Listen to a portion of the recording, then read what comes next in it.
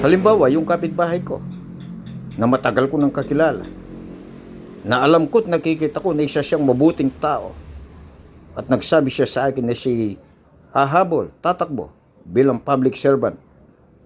Nung panahon ng eleksyon, binoto ko siya. Nanalo. Nung manalo siya, gumawa siya ng kalokohan. Kasalanan ko ba yon? Kasalanan ko ba na binoto ko siya na alam kong dati siyang mabuting tao? At ngayon ay gumagawa siya ng kamalian? Tapos sasabihin mo ba sa akin na ang ibinoto ko ay isang taong liko? Ganun ba yon?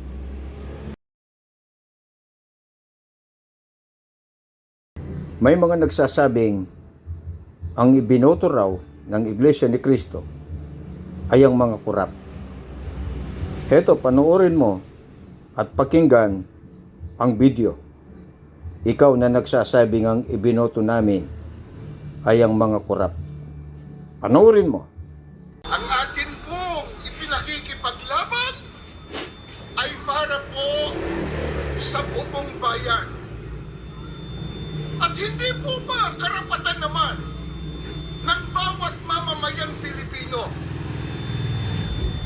kung sino ang inaakala nila na marapat maglingkod sa ating bayan.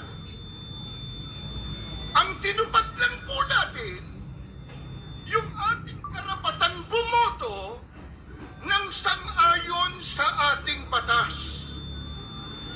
Pero kung sino man po ang nanalo, ay hindi lang po kami at hindi lang tayo ang bumoto. Ang bumoto sa kanila, nakararami sa mamamayang Pilipino.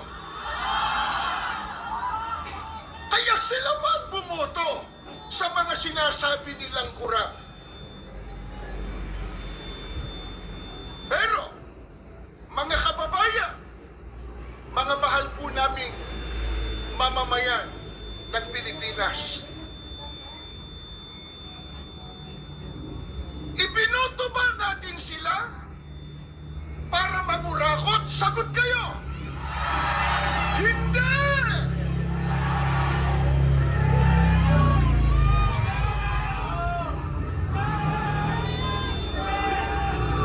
Kaya natin sila pinili at ibinoto sa ating pag-aakala na sila po ay gagawa ng mabuti sa kapakanan po ng sambayanang Pilipino. Pero sila po ang sumira sa pagtitiwala natin yon.